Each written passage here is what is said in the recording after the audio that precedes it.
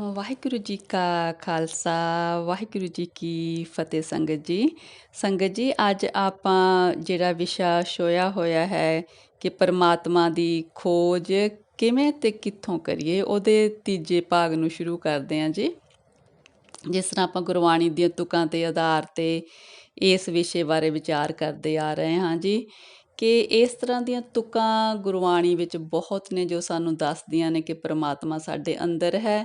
ਆਪਾਂ ਕੁਛ ਤੁਕਾਂ ਲੈ ਕੇ ਉਹਨਾਂ 'ਤੇ ਵਿਚਾਰ ਕਰ ਰਹੇ ਹਾਂ ਜੀ, ਕਿਉਂਕਿ ਜਿਸ ਤਰ੍ਹਾਂ ਸਾਨੂੰ ਗੁਰਬਾਣੀ ਦੱਸ ਰਹੀ ਹੈ ਕਿ ਸਾਡੇ ਪਰਮਾਤਮਾ ਅੰਦਰ ਹੀ ਹੈ ਅਤੇ ਅਸੀਂ ਅੰਦਰੋਂ ਹੀ ਉਸ ਦੀ ਭਾਲ ਕਰ ਸਕਦੇ ਹਾਂ। ਜਿੱਥੇ ਕੋਈ ਚੀਜ਼ ਹੈ ਉੱਥੋਂ ਹੀ ਲੱਭਿਆ ਉਹ ਮਿਲ ਸਕਦੀ ਹੈ ਨਾ।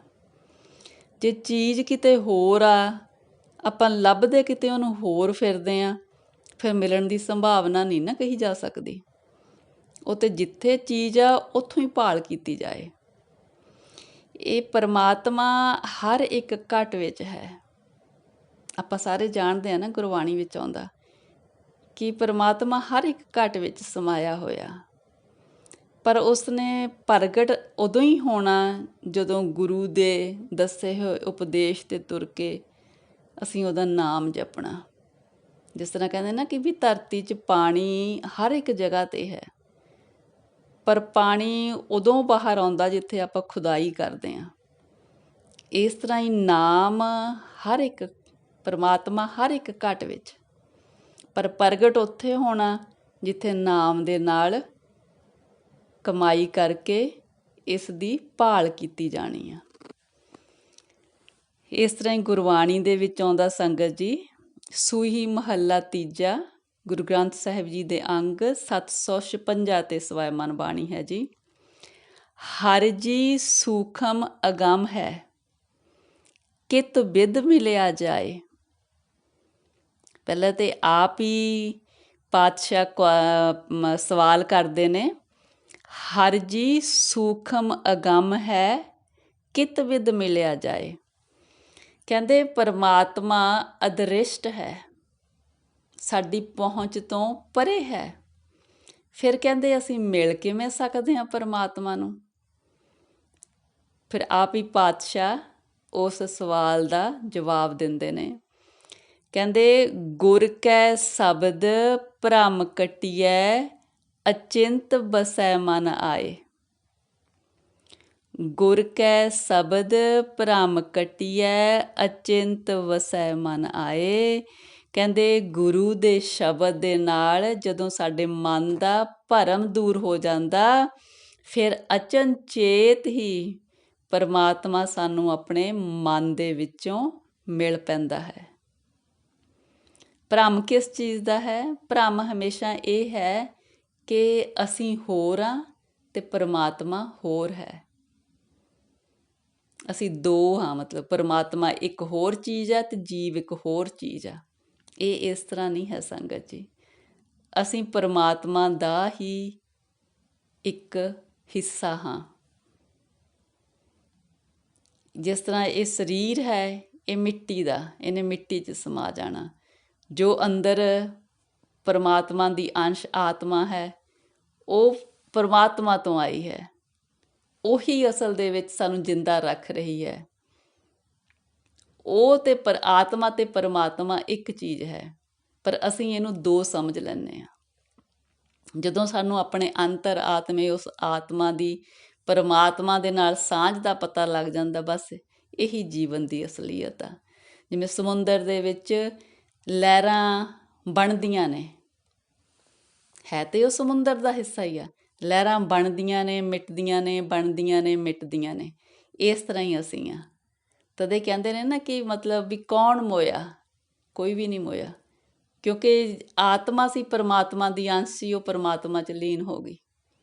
ਤਾਂ ਫਿਰ ਮੋਇਆ ਕੀ? ਸਰੀਰ ਮਿੱਟੀ ਸੀ, ਉਹ ਮਿੱਟੀ 'ਚ ਮਿਲ ਗਿਆ। ਫਿਰ ਕਹਿੰਦੇ ਨਾ ਕੋਈ ਜਨਮਦਾ, ਨਾ ਕੋਈ ਮਰਦਾ। ਇਹ ਸਾਡਾ ਭਰਮ ਹੈ। ਜਿਸ ਤਰ੍ਹਾਂ ਸਮੁੰਦਰ 'ਚ ਲਹਿਰਾਂ ਬਣਦੀਆਂ ਉੱਠਦੀਆਂ, ਬਣਦੀਆਂ ਉੱਠਦੀਆਂ, ਇਸ ਤਰ੍ਹਾਂ ਹੀ ਜੀਵ ਨੇ ਜਨਮ ਲੈਂਦੇ ਨੇ, ਮਰਦੇ ਨੇ, ਜਨਮ ਲੈਂਦੇ ਨੇ, ਮਰਦੇ ਨੇ।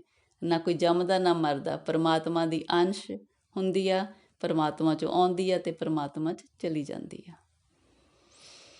ਵਾਹਿਗੁਰੂ ਜੀ। ਵਾਹਿਗੁਰੂ ਜੀ ਸੱਚੇ ਪਾਤਸ਼ਾਹ ਜੀ। ਹਾਂਜੀ, ਇਸ ਤਰ੍ਹਾਂ ਹੀ ਸੰਗਤ ਜੀ ਪਾਤਸ਼ਾਹ ਜੀ ਦੀ ਬਾਣੀ ਹੈ ਮਾਝ ਮਹੱਲਾ ਚੌਥਾ, ਗੁਰੂ ਗ੍ਰੰਥ ਸਾਹਿਬ ਜੀ ਦੇ ਅੰਗ 96 ਤੇ। ਪਾਤਸ਼ਾਹ ਕਹਿੰਦੇ, ਮਿਲ ਸਤ ਸੰਗਤ ਲੱਦਾ ਹਰ ਸੱਜਣ, ਹਉ ਸਤਿਗੁਰ ਵਿਟੋਂ ਘੁਮਾਈਆ ਜੀਓ। ਮਿਲ ਸਤ ਸੰਗਤ ਲੱਦਾ ਹਰ ਸੱਜਣ, ਹਉ ਸਤਿਗੁਰ ਵਿਟੋਂ ਘੁਮਾਈਆ ਜੀਓ। ਕਹਿੰਦੇ ਸਤ ਸੰਗਤ ਦੇ ਵਿੱਚ ਗੁਰੂ ਦੇ ਨਾਲ ਮਿਲ ਕੇ, ਗੁਰੂ ਦੀ ਸ਼ਰਨ ਵਿੱਚ ਜਾ ਕੇ ਉਹਦਾ ਨਾਮ ਜਪਿਆ। ਫਿਰ ਇਸ ਤਰ੍ਹਾਂ ਕਹਿੰਦੇ ਹਰੀ ਸੱਜਣ ਪਰਮਾਤਮਾ ਨੂੰ ਪਾ ਲਿਆ। ਕਹਿੰਦੇ ਮੈਂ ਆਪਣੇ ਸਤਿਗੁਰ ਤੋਂ ਕੁਰਬਾਨ ਜਾਵਾਂ, ਸਤਿਗੁਰ ਦੇ ਰਾਹੀਂ ਪਾਇਆ। ਜਿਸ ਤਰ੍ਹਾਂ ਆਪਾਂ ਪਹਿਲਾਂ ਸੰਗਤ ਜੀ ਇਹ ਸਾਰੀ ਵਿਚਾਰ ਤੋਂ ਬਾਅਦ ਫਿਰ ਆਪਾਂ ਹੁਣ ਇਸ 'ਤੇ ਵਿਚਾਰ ਕਰ ਰਹੇ ਹਾਂ ਕਿ ਪਰਮਾਤਮਾ ਨੂੰ ਕਿੱਥੋਂ ਅਤੇ ਕਿਵੇਂ ਲੱਭੀਏ। ਅਤੇ ਆਪਾਂ ਹੁਣ ਜਿਸ ਤਰ੍ਹਾਂ ਤੁਕਾਂ ਦੇ ਵਿੱਚੋਂ ਦੀ ਜਾ ਰਹੇ ਹਾਂ, ਗੁਰਬਾਣੀ ਦੀ ਵਿਚਾਰ ਕਰ ਰਹੇ ਹਾਂ, ਪਤਾ ਲੱਗ ਰਿਹਾ ਨਾ ਕਿ ਉਹ ਲੱਭਣਾ ਹੈ ਨਾਮ ਦੀ ਕਮਾਈ ਕਿਤੇ। ਫਿਰ ਇਹਨਾਂ ਤੋਂ ਬਾਅਦ ਆਪਾਂ ਨਾਮ ਦੀ ਕਮਾਈ ਕਿਵੇਂ ਕਰੀਏ ਉਹਦੇ 'ਤੇ ਵੀ ਵਿਚਾਰ ਕਰਾਂਗੇ। ਇਹ ਸ਼ਾਇਦ ਆਪਣੀਆਂ 4 ਆਡੀਓ ਦੇ ਵਿੱਚ ਇਹ ਵਿਚਾਰ ਪੂਰੀ ਹੋ ਜਾਣੀ ਆ। ਵਿਚਾਰ ਤਾਂ ਖੈਰ ਕਦੇ ਵੀ ਨਹੀਂ ਪੂਰੀ ਹੋਣੀ, ਮਤਲਬ ਜਿੰਨੀ ਕੁ ਆਪਾਂ ਸੰਖੇਪ ਰੂਪ ਵਿੱਚ ਇਹਨੂੰ ਕਰ ਰਹੇ ਹਾਂ, ਇਹ 4 ਭਾਗਾਂ ਦੇ ਵਿੱਚ ਪੂਰੀ ਹੋ ਜਾਏਗੀ। ਇਹ ਤੋਂ ਬਾਅਦ ਫਿਰ ਆਪਾਂ ਨਾਮ ਦੀ ਕਮਾਈ ਕਿਵੇਂ ਕਰੀਏ ਉਹ ਵੀ ਫਿਰ ਗੁਰਬਾਣੀ ਦੇ ਆਧਾਰ 'ਤੇ ਵਿਚਾਰ ਕਰਾਂਗੇ ਜੀ। ਸੱਚੇ ਪਾਤਸ਼ਾਹ ਇਸ ਤਰ੍ਹਾਂ ਹੀ ਆਪਣਾ ਮਿਹਰ ਭਰਿਆ ਹੱਥ ਰੱਖ ਕੇ ਆਪਣੇ ਦਰ ਘਰ ਦੀਆਂ ਵਿਚਾਰਾਂ ਕਰਵਾਈ ਜਾਣ। ਆਪ ਹੀ ਇਸ ਤਰ੍ਹਾਂ ਬਲ ਦੇਣ ਸੱਚੇ ਪਾਤਸ਼ਾਹ ਜੀ। ਇਸ ਤਰ੍ਹਾਂ ਹੀ ਸੰਗਤ ਜੀ ਕਬੀਰ ਜੀ ਕਹਿੰਦੇ ਨੇ ਕਿ ਪਰਮਾਤਮਾ ਕਿਸ ਤਰ੍ਹਾਂ ਪਾ ਸਕਦੇ ਹਾਂ। ਗੌੜੀ ਕਬੀਰ ਜੀ, ਅੰਗ ਗੁਰੂ ਗ੍ਰੰਥ ਸਾਹਿਬ ਜੀ 327। ਕਹਿੰਦੇ ਕੰਚਨ ਸਿਉ ਪਾਈਐ ਨਹੀਂ ਤੋਲ, ਮਨ ਦੇ ਰਾਮ ਲੀਆ ਹੈ ਮੋਲ। ਕੰਚਨ ਸਿਉ ਪਾਈਐ ਨਹੀਂ ਤੋਲ, ਮਨ ਦੇ ਰਾਮ ਲੀਆ ਹੈ ਮੋਲ। ਕੰਚਨ ਸਿਉ ਪਾਈਐ ਨਹੀਂ ਤੋਲ, ਮਨ ਦੇ ਰਾਮ ਲੀਆ ਹੈ ਮੋਲ। ਜਿਸ ਤਰ੍ਹਾਂ ਆਪਾਂ ਅੱਗੇ ਇਹ ਸਾਖੀ ਸਾਂਝੀ ਕੀਤੀ ਸੀ ਨਾ ਕਿ ਕੋਈ ਜਿਸ ਤਰ੍ਹਾਂ ਕੋਈ ਅਮੀਰ ਆਦਮੀ ਕਬੀਰ ਜੀ ਕੋਲ ਆ ਗਿਆ ਸੀ ਕਿ ਵੀ ਮੋਹਰਾਂ ਲੈ ਲਓ ਅਤੇ ਮੈਨੂੰ ਪਰਮਾਤਮਾ ਦੇ ਨਾਲ ਜਾਣ ਪਛਾਣ ਕਰਾ ਦਿਓ। ਅਤੇ ਉਸ ਸੰਦਰਭ ਵਿੱਚ ਇਹ ਕਬੀਰ ਜੀ ਨੇ ਕਿਹਾ ਸੀ ਕਿ ਪਰਮਾਤਮਾ ਆਪਣੇ ਬਰਾਬਰ ਦਾ ਸੋਨਾ ਵੀ ਤੋਲ ਲਈਏ ਨਾ ਫਿਰ ਵੀ ਨਹੀਂ ਮਿਲਦਾ। ਪਰਮਾਤਮਾ ਨੂੰ ਮਿਲਣ ਦੇ ਲਈ ਆਪਣਾ ਮਨ ਗੁਰੂ ਦੇ ਹਵਾਲੇ ਕਰਨਾ ਪੈਂਦਾ, ਗੁਰੂ ਦੀ ਮੱਤ 'ਤੇ ਚੱਲਣਾ ਪੈਂਦਾ। ਆਪਣੇ ਮਨ ਦੀ ਹਉਮੈ, ਵਿਕਾਰ, ਮਾਇਆ ਦਾ ਮੋਹ, ਆਸਾ ਤ੍ਰਿਸ਼ਨਾ, ਇਹ ਸਭ ਕੁਛ ਤਿਆਗਣਾ ਹੁੰਦਾ। ਫੇਰ ਪਰਮਾਤਮਾ ਮਿਲ ਪੈਂਦਾ, ਅਚਨਚੇਤ ਮਿਲ ਪੈਂਦਾ। ਕਹਿੰਦੇ ਫਿਰ ਪਤਾ ਵੀ ਨਹੀਂ ਲੱਗਦਾ। ਇਹ ਜਿਹੜੇ ਸਾਰੇ ਵਿਕਾਰ ਨੇ ਸੰਗਤ ਜੀ, ਇਹ ਸਾਡੇ ਹੱਥ ਵੱਸ ਨਹੀਂ ਗੇ। ਜਿਵੇਂ ਜਿਵੇਂ ਅਸੀਂ ਨਾਮ ਦੀ ਕਮਾਈ ਕਰਾਂਗੇ ਨਾ, ਉਵੇਂ ਉਵੇਂ ਇਹ ਵਿਕਾਰ ਸਾਡੇ ਅੰਦਰੋਂ ਨਿਕਲਣੇ ਸ਼ੁਰੂ ਹੁੰਦੇ ਨੇ। ਇਹ ਜੀਵ ਦੇ ਹੱਥ ਵੱਸ ਨਹੀਂ ਕਿ ਆਪਣੇ ਵਿਕਾਰ ਖਤਮ ਕਰ ਸਕੇ। ਹਾਂ, ਨਾਮ ਦੀ ਤਾਕਤ ਆ ਜੋ ਜੀਵ ਦੇ ਮਨ ਨੂੰ ਪਵਿੱਤਰ ਕਰ ਦਿੰਦੀ ਆ। ਫਿਰ ਇਸੇ ਲਈ ਕਬੀਰ ਜੀ ਕਹਿੰਦੇ ਨੇ ਕਿ ਕਬੀਰ ਮਨ ਨਿਰਮਲ ਪਿਆ, ਜੈਸਾ ਗੰਗਾ ਨੀਰ, ਪਾਛੇ ਲਾਗੋ ਹਰ ਫਿਰੈ, ਕਹਿਤ ਕਬੀਰ ਕਬੀਰ। ਇਹ ਸਲੋਕ ਕਬੀਰ ਜੀ ਦਾ ਗੁਰੂ ਗ੍ਰੰਥ ਸਾਹਿਬ ਜੀ ਦੇ ਅੰਗ 1364 'ਤੇ ਹੈ।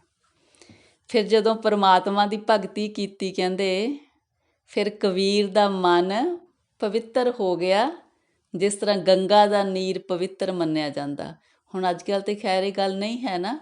ਉਸ ਸਮੇਂ ਜਦੋਂ ਕਬੀਰ ਜੀ ਦੇ ਸਮੇਂ ਉਦੋਂ ਗੰਗਾ ਦਾ ਜਿਹੜਾ ਜਲ ਸੀ ਬੜਾ ਪਵਿੱਤਰ ਸੀ, ਕਿਉਂਕਿ ਉਹਦੀ 'ਚ ਸਾਫ਼ ਸਫਾਈ ਸੀ।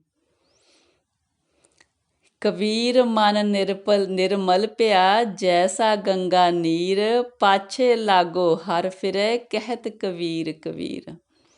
ਹੁਣ ਫਿਰ ਕੀ ਹੋਇਆ, ਕਹਿੰਦੇ ਜਦੋਂ ਕਬੀਰ ਦਾ ਮਨ ਨਿਰਮਲ ਹੋ ਗਿਆ, ਪਰਮਾਤਮਾ ਦੀ ਭਗਤੀ ਕਰਕੇ ਗੰਗਾ ਦੇ ਜਲ ਵਾਂਗ ਪਵਿੱਤਰ ਹੋ ਗਿਆ, ਫਿਰ ਕਹਿੰਦੇ ਹੁਣ ਕਬੀਰ ਨੂੰ ਪਰਵਾਹ ਨਹੀਂ ਹੈ। ਹੁਣ ਪਰਮਾਤਮਾ ਕਬੀਰ ਦੇ ਪਿੱਛੇ ਆਵਾਜ਼ਾਂ ਮਾਰਦਾ ਫਿਰਦਾ, ਜਿਵੇਂ ਇੱਕ ਬੱਚਾ ਅੱਗੇ ਅੱਗੇ ਭੱਜਿਆ ਫਿਰਦਾ ਤੇ ਮਾਂ ਪਿੱਛੋਂ ਆਵਾਜ਼ਾਂ ਮਾਰਦੀ ਆ।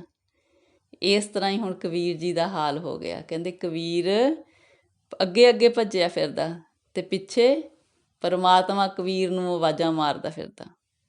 ਮਤਲਬ ਇੰਨੀ ਨੇੜਤਾ ਹੋ ਗਈ ਕਿ ਹੁਣ ਕਬੀਰ ਜੀ ਨੂੰ ਪਰਮਾਤਮਾ ਦੀ ਕੋਈ ਇੱਦਾਂ ਮਤਲਬ ਰਿਹਾ ਨਹੀਂ ਗਾ ਕਿ ਵੀ ਇੱਕ ਦੂਜੇ 'ਚ ਫਰਕ ਆ, ਮਿੱਤਰਤਾ ਹੀ ਇੰਨੀ ਹੋ ਗਈ ਹੁਣ। ਇਹ ਸਾਰੀਆਂ ਉਸ ਉੱਚੀਆਂ ਅਵਸਥਾ ਦੀਆਂ ਨਿਸ਼ਾਨੀਆਂ ਨੇ ਸੰਗਤ ਜੀ, ਜਦੋਂ ਇਸ ਸੰਸਾਰ ਦੇ ਸਾਰੇ ਪਦਾਰਥਕ ਮੋਹ, ਲੋਭ, ਵਿਕਾਰ ਸਭ ਖਤਮ ਹੋ ਕੇ ਪਵਿੱਤਰ ਹੋ ਜਾਂਦਾ ਹਿਰਦਾ, ਫਿਰ ਪਰਮਾਤਮਾ ਨੂੰ ਅੰਦਰ ਅਨੁਭਵ ਕਰ ਲੈਂਦਾ ਜੀਵ। ਇਸ ਤਰ੍ਹਾਂ ਹੀ ਫਿਰ ਕਬੀਰ ਜੀ ਕਹਿੰਦੇ ਨੇ, ਇਹ ਗੁਰੂ ਗ੍ਰੰਥ ਸਾਹਿਬ ਜੀ ਦੇ ਅੰਗ ਹੈ 969 ਤੇ, ਅਬ ਤੋ ਜਾਏ ਚੜੇ ਸਿੰਘਾਸਨ, ਮਿਲੇ ਹੈ ਸਾਰਿੰਗ ਪਾਣੀ, ਰਾਮ ਕਬੀਰਾ ਏਕ ਭਏ ਹੈ, ਕੋਏ ਨਾ ਸਕੈ ਪਛਾਨੀ। ਜਿਸ ਤਰ੍ਹਾਂ ਗੁਰਬਾਣੀ 'ਚ ਬਹੁਤ ਜਗ੍ਹਾ 'ਤੇ ਆਉਂਦਾ ਨਾ ਕਿ ਜਦੋਂ ਆਪਾਂ ਇੱਕ ਜਲ ਨੂੰ ਦੂਜੇ ਜਲ ਦੇ ਵਿੱਚ ਮਿਲਾ ਦਈਏ ਤਾਂ ਫਿਰ ਉਹਨੂੰ ਆਪਾਂ ਪਹਿਚਾਣ ਨਹੀਂ ਸਕਦੇ ਨਾ ਵੀ ਕਿਹੜਾ ਜਲ ਕਿਹੜਾ ਸੀ, ਪਹਿਲੇ ਵਾਲਾ ਤੇ ਬਾਅਦ ਵਾਲਾ। ਇਸ ਤਰ੍ਹਾਂ ਹੀ ਜਦੋਂ ਜੀਵ ਵਾਹਿਗੁਰੂ ਜੀ ਦੇ ਨਾਮ ਦੀ ਕਮਾਈ ਕਰਕੇ ਵਾਹਿਗੁਰੂ ਜੀ ਵਿੱਚ ਅਭੇਦ ਹੋ ਜਾਂਦਾ, ਫਿਰ ਪਹਿਚਾਣ ਨਹੀਂ ਹੁੰਦੀ ਹੈਗੀ ਕਿ ਸੇਵਕ ਕੌਣ ਤੇ ਮਾਲਕ ਕੌਣ। ਬੜੀ ਉੱਚੀ ਅਵਸਥਾ ਦੀਆਂ ਗੱਲਾਂ ਨੇ ਸੰਗਤ ਜੀ। ਪਰ ਕੋਟਨ ਮੇ ਏਕ, ਕੋਈ ਕਰਦੇ ਨੇ ਇਹ ਅਵਸਥਾ ਪ੍ਰਾਪਤ। ਜਿਸ ਤਰ੍ਹਾਂ ਕਹਿੰਦੇ ਨੇ ਕਿ ਮਤਲਬ ਭਗਤ ਹਰ ਯੁੱਗ ਦੇ ਵਿੱਚ ਹੁੰਦੇ ਨੇ, ਪਰ ਇਹ ਹੋ ਸਕਦਾ ਸਾਡੇ ਵੱਡੇ ਭਾਗ ਨਹੀਂ ਕਿ ਸਾਡਾ ਕਿਸੇ ਭਗਤ ਜਨ ਦੇ ਨਾਲ ਮੇਲ ਹੋਇਆ ਹੋਵੇ। ਹਰ ਯੁੱਗ ਯੁੱਗ ਭਗਤ ਉਪਾਇਆ, ਪਰਮਾਤਮਾ ਹਰ ਇੱਕ ਯੁੱਗ ਦੇ ਵਿੱਚ ਭਗਤ ਪੈਦਾ ਕਰਦਾ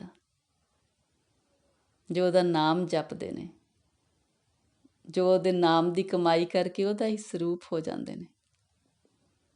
ਕੋਈ ਅੰਤਰ ਨਹੀਂ ਰਹਿੰਦਾ। ਵਾਹਿਗੁਰੂ ਜੀ, ਵਾਹਿਗੁਰੂ ਜੀ। ਹਾਂਜੀ ਸੰਗਤ ਜੀ, ਕੱਲ੍ਹ ਆਪਾਂ ਗੁਰੂ ਨਾਨਕ ਪਾਤਸ਼ਾਹ ਜੀ ਦੀ ਇੱਕ ਤੁਕ ਸਾਂਝੀ ਕੀਤੀ ਸੀ, ਉਹਦੇ ਬਾਰੇ ਅੱਜ ਮਨ ਦੇ ਵਿੱਚ ਵਿਚਾਰ ਆਇਆ ਕਿ ਉਹਦੇ 'ਤੇ ਹੋਰ ਵਿਚਾਰ ਕੀਤੀ ਜਾਏ। ਉਹ ਸੀ ਗੁਰੂ ਨਾਨਕ ਪਾਤਸ਼ਾਹ ਜੀ ਦੀ ਤੁਕ, ਧੁਨ ਮਹਿ ਧਿਆਨ, ਧਿਆਨ ਮਹਿ ਜਾਣਿਆ, ਗੁਰਮੁਖ ਅਕਥ ਕਹਾਣੀ। ਆਪਾਂ ਇੱਥੇ ਗੱਲ ਕੀਤੀ ਸੀ ਨਾ ਕਿ ਜਦੋਂ ਆਪਾਂ ਵਾਹਿਗੁਰੂ ਜੀ ਦਾ ਜਾਪ ਕਰਦੇ ਹਾਂ, ਧੁਨਾਕਾਰ ਆਵਾਜ਼ ਕਰਦੇ ਹਾਂ, ਅਤੇ ਸਾਡੀ ਜਿਹੜੀ ਸੁਰਤ ਆ ਉਸ ਧੁਨ ਦੇ ਵਿੱਚ ਜਦੋਂ ਟਿਕ ਜਾਂਦੀ ਆ, ਫਿਰ ਇਸ ਤਰ੍ਹਾਂ ਪਰਮਾਤਮਾ ਆਪ ਆਪਣੀ ਕਹਾਣੀ ਕਥਨ ਕਰਦੇ ਨੇ ਜੀਵ ਲਈ। ਇੱਥੇ ਆਪਾਂ ਇੱਕ ਹੋਰ ਵੀ ਇਹਦਾ ਅਰਥ ਕੱਢ ਸਕਦੇ ਹਾਂ, ਕਿਉਂਕਿ ਗੁਰੂ ਨਾਨਕ ਪਾਤਸ਼ਾਹ ਜੀ ਦੀ ਬਾਣੀ ਆ। ਗੁਰੂ ਨਾਨਕ ਪਾਤਸ਼ਾਹ ਇੱਥੇ ਕੀ ਕਹਿ ਰਹੇ ਨੇ, ਇਹ ਸਾਡੇ ਹੱਥ ਵੱਸ ਨਹੀਂ ਇਹਨੂੰ ਸਮਝ ਜਾਣਾ। ਹਾਂ, ਅਸੀਂ ਅੰਦਾਜ਼ੇ ਦੇ ਨਾਲ ਇਹਦੇ ਅਰਥ ਕਰਦੇ ਹਾਂ, ਸਮਝਦੇ ਹਾਂ, ਕਿਉਂਕਿ ਇਹ ਤਾਂ ਪਾਤਸ਼ਾਹ ਹੀ ਜਾਣਨ ਕਿ ਉਹ ਕੀ ਕਹਿ ਰਹੇ ਸੀ। ਸੱਚੇ ਪਾਤਸ਼ਾਹ ਜੀ, ਵਾਹਿਗੁਰੂ ਜੀ। ਜਿਸ ਤਰ੍ਹਾਂ ਧੁਨ ਮਹਿ ਧਿਆਨ, ਇੱਕ ਜਿਸ ਤਰ੍ਹਾਂ ਅਨਹਦ ਨਾਦ ਵੱਜਦਾ ਹੈ ਜੋ 24 ਘੰਟੇ 7 ਦਿਨ ਹਰ ਵਕਤ ਵੱਜ ਰਿਹਾ ਹੈ, ਉਹ ਪਰਮਾਤਮਾ ਦਾ ਅਨਹਦ ਨਾਦ ਹੈ ਜੋ ਹਰ ਵਕਤ ਚੱਲ ਰਿਹਾ ਹੈ। ਔਰ ਜਿਹੜੇ ਉਹਦੇ ਨੇੜੇ ਹੋ ਜਾਂਦੇ ਨੇ, ਜਿਨ੍ਹਾਂ ਦਾ ਮਿਲਾਪ ਉਹਦੇ ਨਾਲ ਹੋ ਜਾਂਦਾ ਪਰਮਾਤਮਾ ਨਾਲ, ਉਹ ਫਿਰ ਇਸ ਅਨਹਦ ਨਾਦ ਨੂੰ ਸੁਣ ਸਕਦੇ ਨੇ।